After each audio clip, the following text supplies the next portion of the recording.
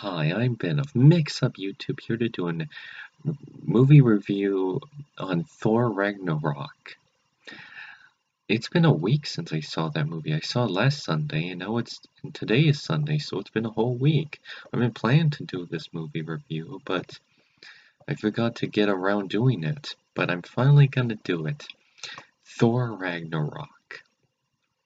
It was a very cool movie, and I just want you to know I'm gonna get into spoilers because there's a lot of things I want to talk about. Um, well, the movie begins like one of those action movies, like a real action movie, like Thor's tied up and he's meeting Surtur and he's voiced by a famous voice actor, Clancy Brown, and he's voicing Surtur, and it's very cool to hear his voice doing it, and he's a really good actor to play him. This isn't the first time he played a character in the Marvel Cinematic Universe. He played a character in Daredevil, which I won't reveal, but yeah, in the Daredevil Netflix series. So Thor Ragnarok begins like one of those action movies. You know, in those action fantasy movie was the muscle-bound hero, like a movie in a cartoon, like you know in cartoons where they're watching a movie in a cartoon, where it's like this big action hero. That's what Thor Ragnarok was in the beginning. It was really awesome to see. Also, Doctor Strange was in there, but he was only the end. But remember, spoiler alert. So if you haven't watched this movie, this will contain spoilers. Thor Ragnarok. So Doctor Strange was in there, but he's only there for one part, but it was cool to see him wear the yellow gloves like in the comics, because in the comics he wears yellow gloves, and it was cool to see that. And it was cool to see Thor in Thor and Doctor Strange interact with each other. I just wish he played a bigger part. And and so then it went from sci-fi to fantasy, but before that they found Odin. Yeah, Loki and Thor found Odin. Turns out he dumped Thor dumped him Loki dumped him at an old folks home, and then he and then the old folks home got tear down, so Odin was at a field, and then Odin, well, spoiler alert, he died. Yeah, Odin died. Odin, he's dead in the beginning. And then we were introduced to I forget her name, but she's the goddess of death. Um but anyway, she is a very cool villain. Cause hopefully if you don't like Malekith in Thor the Dark World, hopefully you'll like this villain. She kinda reminds me of Rita Repulsa from the Power Rangers movie, from the latest Power Rangers movie, but not so over the top, but she was a really intimidating villain. Also, she's kind of Thor's sister, like Odin's other daughter, but I don't know, but yeah, so if you know in the trailers, she destroys Thor's hammer, and yeah, literally, she destroys Thor's hammer, smashes it to pieces, like in the trailers, but no, it doesn't come back. It's destroyed, you never see it again. Maybe they'll bring it back in Infinity War, but anyways, Thor can Thor Thor got dumped in this garbage dump world, and it goes from fantasy to a bit of sci-fi, which was really cool, like sci-fi fantasy, and I got some ideas for sci-fi fantasies of my own. But in here she goes to this alien planet. She goes to this they go to this alien planet where we're introduced to Valkyrie. Now I really like Valkyrie in here. She was a really cool character.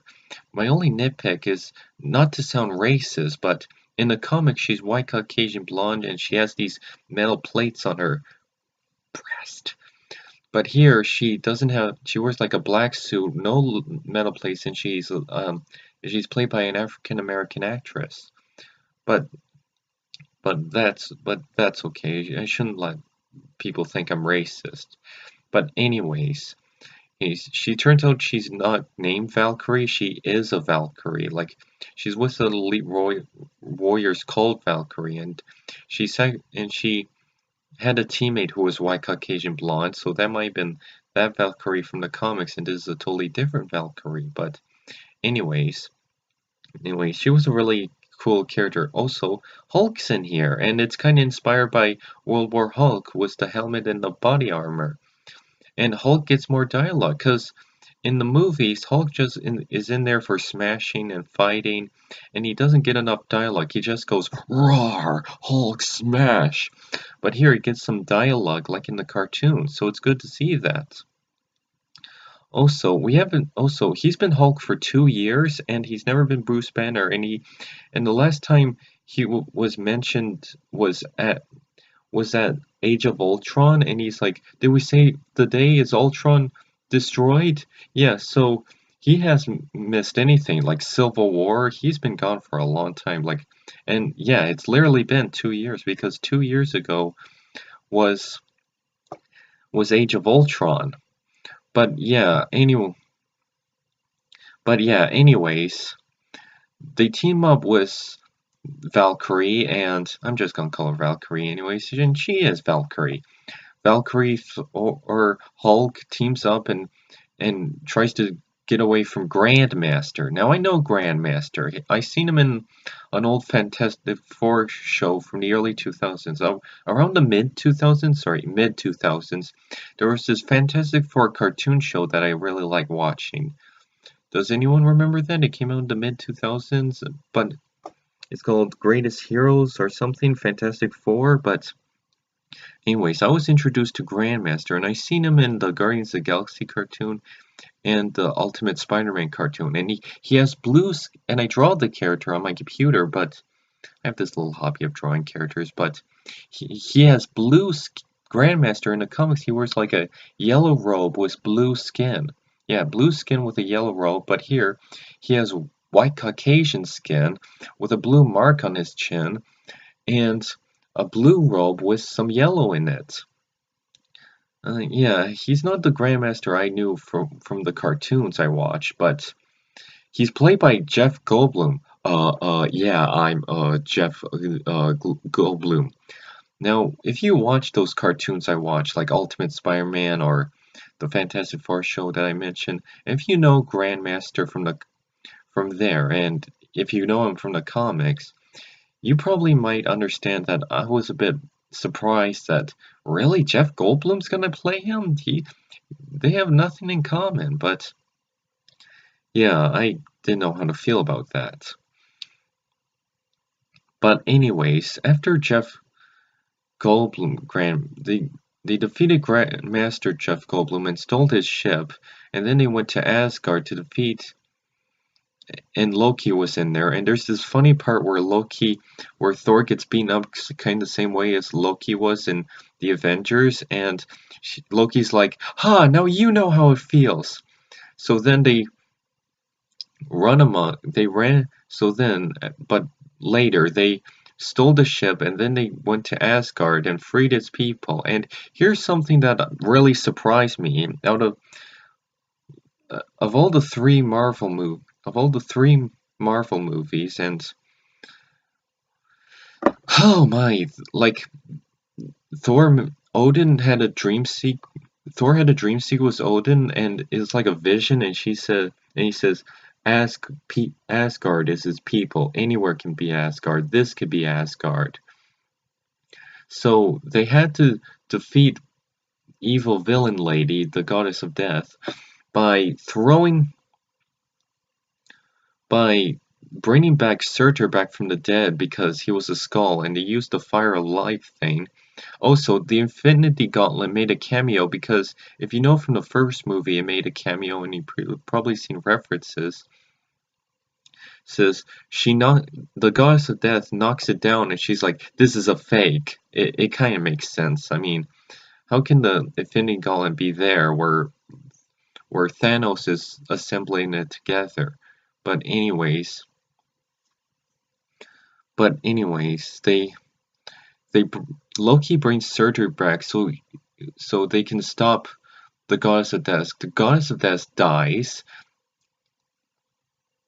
The goddess of death dies. She saves the and then and then Thor and then Surtur brings the so-called Ragnarok back, and then he destroys Asgard, the land, and it's completely blown up. It's not like a pile of rocky dirt. No, it got blown up into rocks and just flying into space. It's destroyed, gone, dead.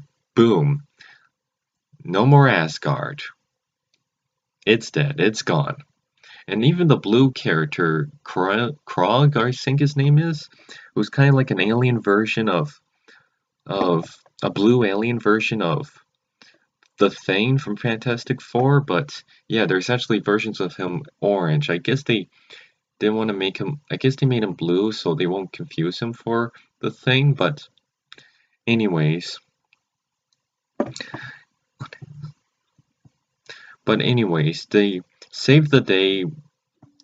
Thor doesn't has one eye, and now he wears a metal eye patch like his dad.